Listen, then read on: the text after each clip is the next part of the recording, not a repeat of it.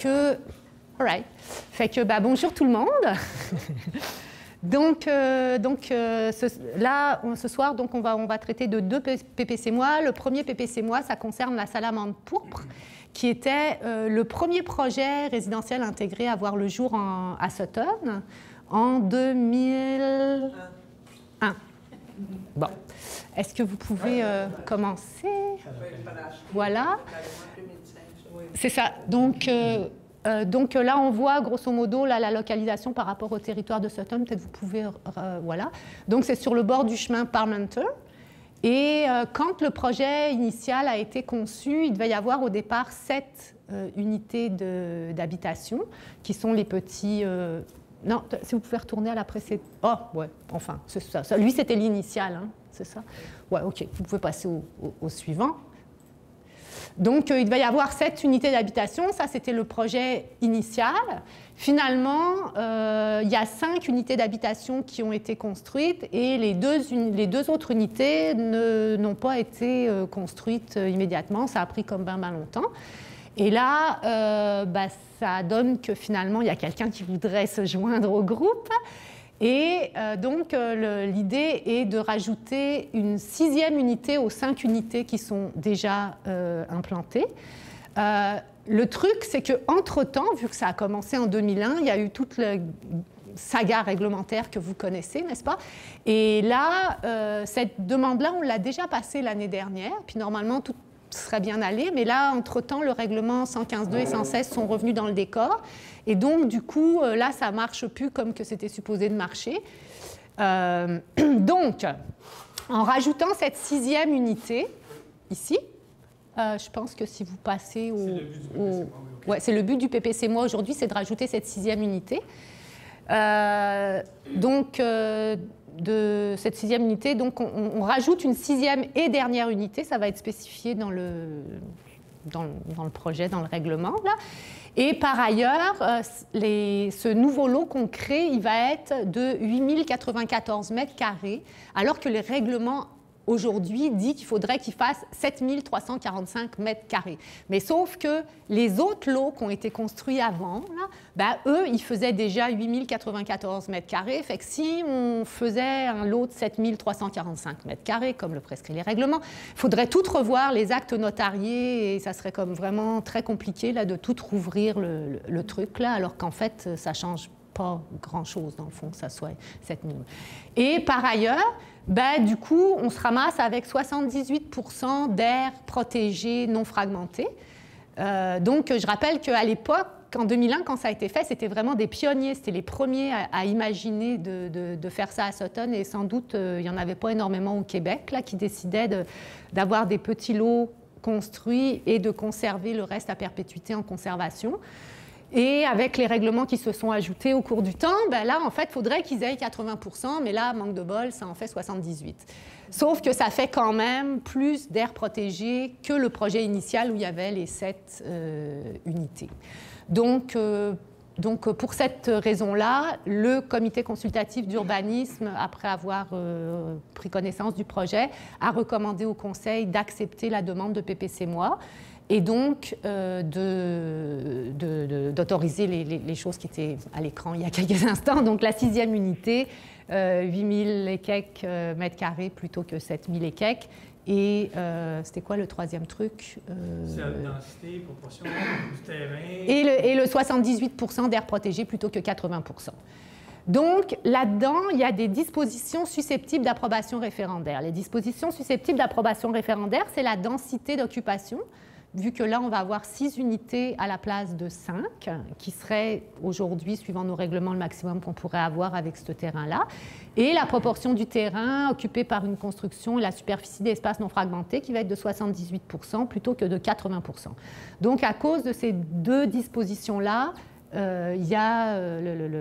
cette demande-là est sujette à approbation référendaire, suivant la loi sur l'aménagement et l'urbanisme. Donc là, je viens de l'expliquer, fait que on va avoir 25 minutes pour se parler. Donc, les modalités pour demander l'ouverture d'un registre, là, vu qu'on a tout le temps, je vais donc réexpliquer. Il faudrait qu'il y ait du monde qui demande l'ouverture du registre. Ensuite, éventuellement, il y aurait un registre. Ensuite, éventuellement, il y aurait le nombre de personnes qui doivent signer le registre, qui signent le registre. Puis ensuite, éventuellement, il pourrait y avoir un référendum. C'est comme ça que ça marcherait, le processus d'approbation référendaire.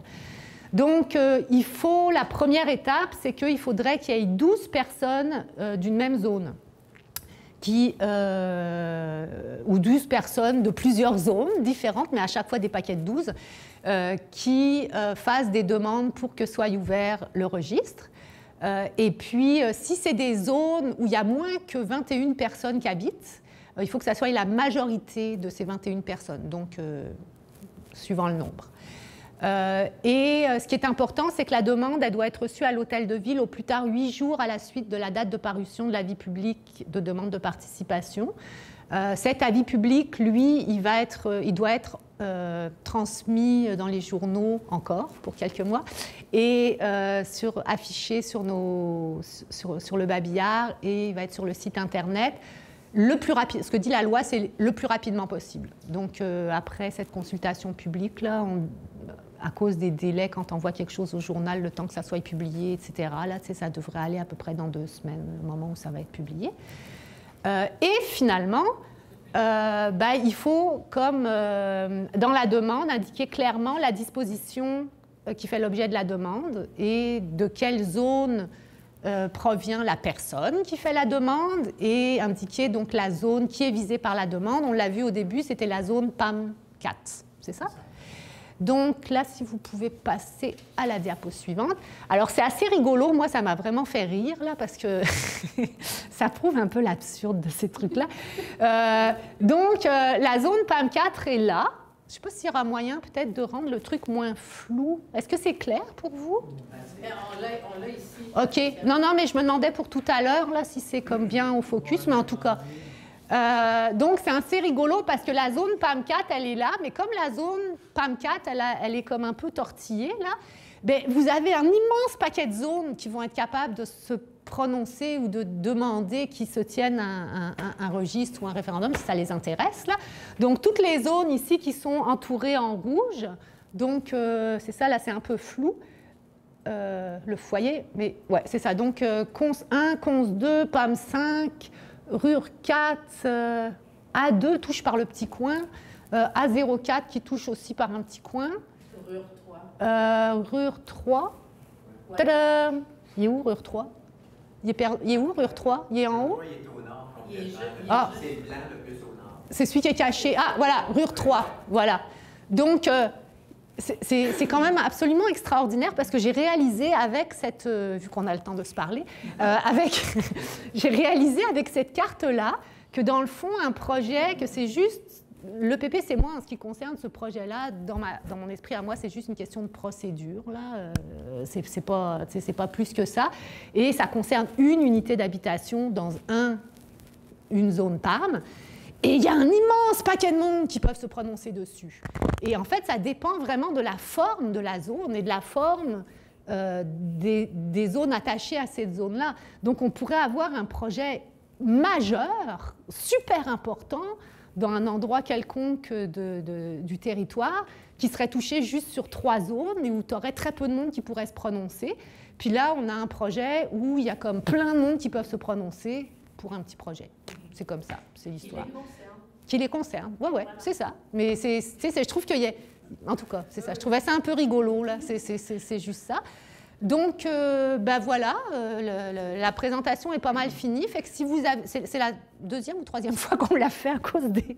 Je sais pas, je suis vraiment désolée pour vous, là, mais c'est ça, vous vous êtes retrouvés ramassés dans les changements En tout cas, bref. Là, j'espère que cette fois-ci, ça va être la dernière. Et si vous avez donc des questions, vous êtes bienvenus. Qu'advient-il avec la 7e maison de projet, alors? Elle n'arrivera jamais, puisque... Ah oui, jamais. Comment on peut dire jamais, puisque là, on a changé la loi puis on autorise... OK. Elle n'arrivera jamais parce que là, il y a eu une recommandation du CCU, parce que c'était vraiment un impact qui était mineur, qu'au départ, donc, il y avait ces 7 maisons, mais que là, on reste quand même à 78% de territoire conservé quand on veut en avoir 80. Regarde, je ne peux pas vous dire jamais, là, on ne sait jamais, hein, vous avez raison, il peut y avoir comme d'autres mondes qui arrivent. Moi, quand j'ai acquis la maison, puis j'ai parlé avec les gens en face, Dieu son âme, parce que la personne n'est plus ici de ce Oui. monde, mais on m'avait promis qu'il n'y avait pas plus que 3 maisons qui allaient être construites. Ah non, ça c'est un... C'est ce que Luc OK. m'avait dit. OK. Ben, en tout cas, dans ce temps-là, il paix à son âme, mais je veux dire, la demande initiale, il y en avait 7. Il n'y a jamais été question... Il n'y a jamais été question de 3 maisons. Il n'y a jamais été question de 3 maisons. Il y a été question de 7 maisons. Puis, ça a été 7 maisons jusqu'à ce que, finalement, il y a eu les 5 maisons pendant longtemps. Là, il y a cette 6e maison. Effectivement, hein, dans 10 ans, dans 20 ans, dans 30 ans, je ne sais pas qu'est-ce qui peut arriver. Là, puis je ne sais même pas comment elles seront les lois puis les règlements. Mais il y a quelqu'un qui peut bien arriver puis dire qu'il veut mettre 18 maisons. Mais ce que je peux dire, c'est que dans l'état actuel des lois puis des règlements à Sutton, là, ça me semble hautement improbable. C'est marqué dans la résolution qui est adoptée par le Conseil que c'est la 6e et dernière maison. Alors que le projet, au départ, devait en avoir 7. C'est ça que je peux vous dire. Ouais. Fait que, voilà. Fait que je sais pas La si... vie publique est prévue paraître le 13 mars. Je donne l'information parce que Patricia ne l'avait pas. Nous, on a regardé au calendrier sur la souper. Puis c'est les mercredis qui sont les parutions. Donc le 13 mars, vous allez avoir la vie publique qui vous invite, les personnes concernées, pour l'identité, le pourcentage de terrain gardé libre et le délai que vous avez pour vous manifester si ça vous intéresse. Alors, pour moi, c'est tout aussi.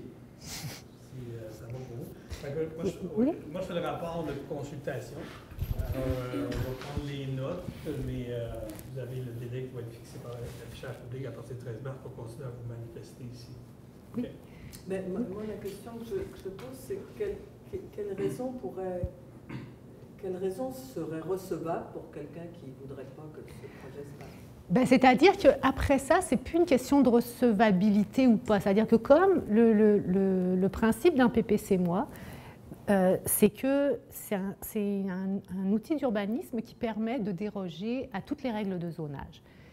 Suivant le type de règles de zonage auquel ça déroge, il peut ou pas y avoir un processus d'approbation référendaire. Quand il y a un processus d'approbation référendaire, les gens peuvent juste dire « moi, je ne suis pas d'accord, ça ne me tente pas ».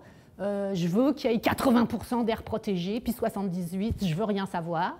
Puis là, si la personne réussit à embarquer, c'est comme je vous dis, c'est en 3 étapes. Donc, il faut que la personne en question qui n'est pas contente trouve 11 autres personnes qui ne sont pas contentes.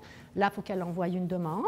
Après ça, il faut qu'il y ait le registre qui soit ouvert. Après ça, il faut qu'il y ait la majorité. Mais ça n'a pas besoin d'être plus que ça. Je veux dire, la personne, elle peut juste être « ça ne me plaît pas ». Ouais. C'est pas mal ça. Oui? À moins que je me trompe, pour être encore by the book, merci. Oui. Si les gens disaient, ou quelqu'un pense que il faut un référendum, il faut que tout le monde se prononce là-dessus, la personne pourrait signer le registre. Fait qu'il y a l'opposition à l'idée et il y a le désir que tout le monde soit. Ouais, c'est ça. C'est ça, oui. Oui, tu as tout à fait raison. Ouais. Les gens iraient signer. Et d'ailleurs, souvent, il y a de la confusion, vu qu'on a encore 15 minutes, parce que l'étape du registre, dans le fond, c'est juste pour demander aux gens qu'il y ait un référendum.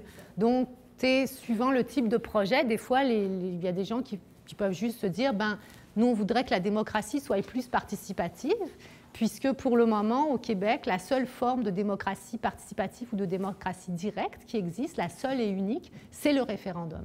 Donc il y a des gens, dont je fais partie d'ailleurs, qui croient que ça devrait être plus que 4 personnes qui décident du sort d'une communauté.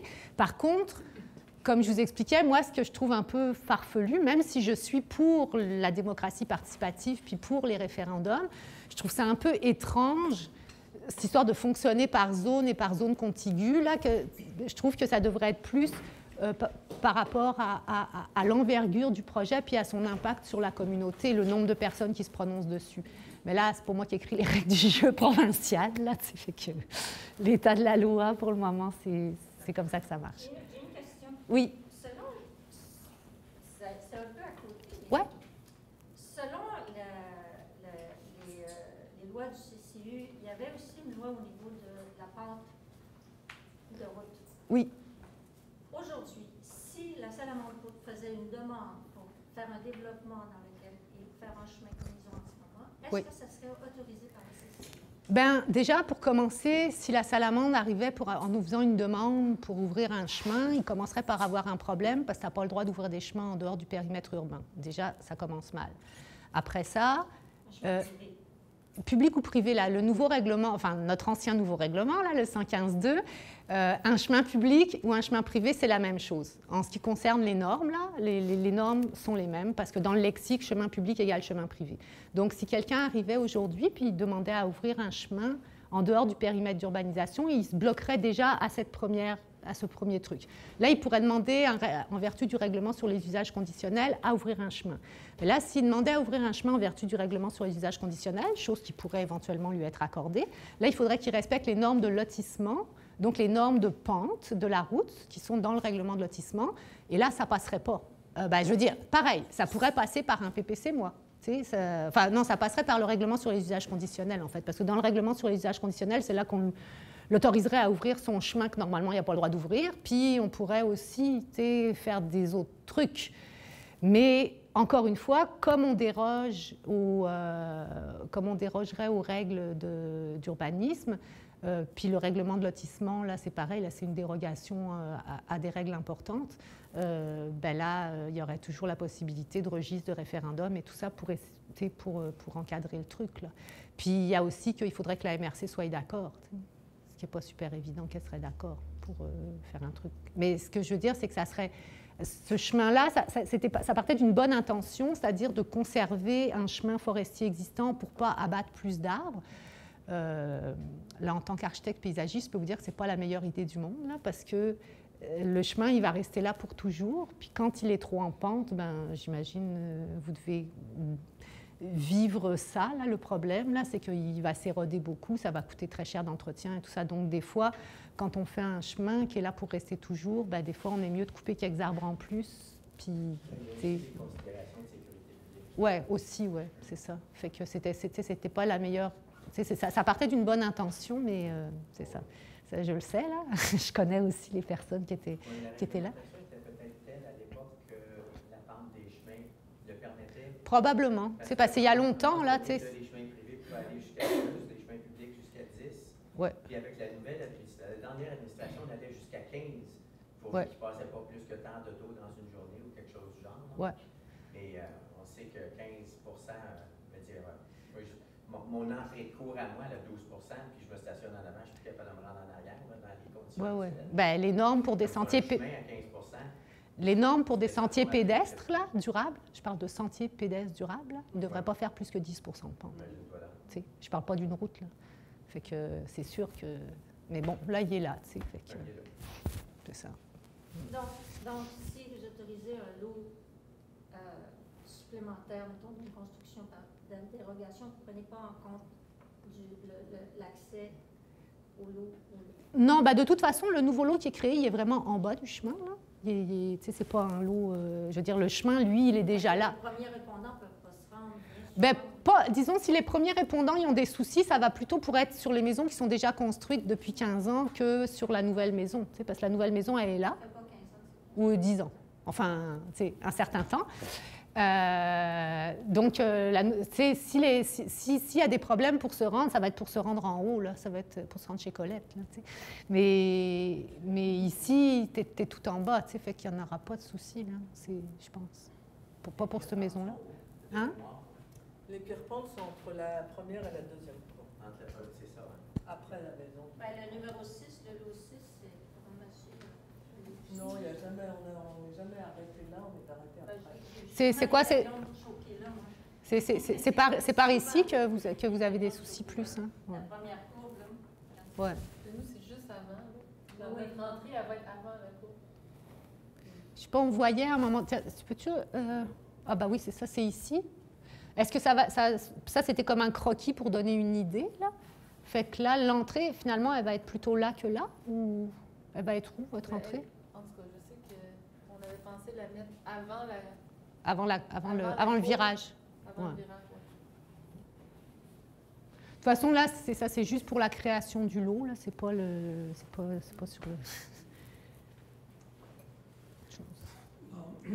une question. Consultation sera terminée, si vous êtes d'accord. Si ça fonctionne pour vous. Pardon, comment on saura, donc dans 15 jours, ça va être publié? Oui. Et après, les personnes ont une semaine? Oui. J'ai bien compris. Ouais. Nous, si on ne reçoit rien, c'est que tout va bien. Ouais. Tout va bien. Je pense. Est-ce que c'est comme ça que ça marche? Ou est-ce que vous devez comme aviser que vous n'avez rien reçu? Le résultat du registre, actuellement, on l'annonce. Puis est-ce que c'est transmis aux demandeurs ou c'est juste annoncé publiquement? Les demandeurs, oui. On connaît les demandeurs parce qu'on va On nous prévient. vous contacter. Oui. Merci.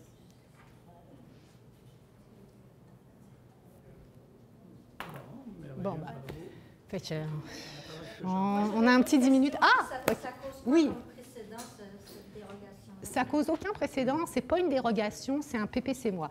Donc, je recommence. Le PPC-moi, c'est un règle. Pas loin, il y a aussi un autre terrain qui est là ici. Oui, mais comme je l'expliquais, le PPC-moi, c'est un règlement, donc qui fait partie de notre arsenal réglementaire, qui permet de déroger à toutes les règles de zonage et de lotissement en autant qu'on respecte les grandes orientations du plan d'urbanisme. Et sous certaines conditions. Donc, le Conseil peut émettre des conditions. Il n'est pas obligé d'accorder le PPC-moi. Donc, ça, quand quelqu'un fait une demande, il y a un projet, puis le projet, il ne fit pas dans la zone. Bon. Au début, j'étais bien fâchée parce que je trouvais que le PPC-moi, tel qu'il est actuellement à Sutton, il n'y a pas des objectifs très précis. Fait que je me disais, c'est un peu un joker. Là, tu peux l'utiliser à n'importe quelle sauce. Ça sert à quoi d'avoir des règlements si tu as un joker, puis tu peux l'utiliser tout le temps. Mais en y réfléchissant quand même, les zones, juste le concept de zone, de dire, OK, dans tel endroit, on peut juste faire telle chose de telle façon. On n'est pas capable de prévoir, on n'est pas omniscient, là, on ne sait pas qu'est-ce qui va arriver dans le futur. Donc, des fois, tu ne fites pas dans la case. Donc, c'est quand même, il y a une certaine utilité d'être capable d'avoir une certaine souplesse pour faire fitter des trucs qui n'avaient pas été pensés il y a 20 ans ou il y a 15 ans quand tu as fait les règlements. Mais ce règlement-là de PPC-moi, on peut peut-être le bonifier pour avoir des objectifs plus clairs, mais il peut être utilisé par n'importe qui, n'importe quand. N'importe qui peut faire une demande de PPC-moi puis dire, regarde, moi, je ne fit pas dans la zone, là, puis en fait, je voudrais faire ça, puis là, pour le moment, c'est ci qui est marqué. Donc là, il va nous faire sa demande, puis là, ça va être analysé d'abord par le CCU, donc ça, c'est des citoyens, là. Donc, il y a 6 citoyens. Sur le CCU, on est 2 conseillers et 5 citoyens. Donc, c'est le CCU qui analyse le projet en premier. Enfin, le projet il est déposé à l'urbanisme. L'urbanisme le présente au CCU. Là, on regarde ça, la lueur des règlements, des critères, du plan d'urbanisme et tout ça. Puis, on fait une recommandation au conseil municipal. Puis là, le conseil municipal peut être d'accord ou pas être d'accord, puis rejeter la recommandation. Et puis, c'est comme ça que le truc est accepté. Fait que quand c'est des choses importantes, comme la densité, justement, la hauteur, la superficie protégée et tout ça, bien ça, justement, ça demeure des dispositions susceptibles d'approbation référendaire. Donc, il y a un dernier garde-fou qui sont les citoyens. S'il y a quelque chose qui a comme vraiment pas d'allure, puis là, le CCU se gourre, le conseil se gourre, puis les citoyens trouvent que ça n'a vraiment pas d'allure, ils vont avoir encore ce pouvoir. Par contre, si c'est des petits trucs mineurs, si c'est juste des dimensions, la marge latérale ou des trucs comme ça, on peut passer par des dérogations mineures. Le PPC-moi, c'est vraiment quand on parle d'usage, de densité, puis de trucs vraiment plus importants. Là, voilà. OK.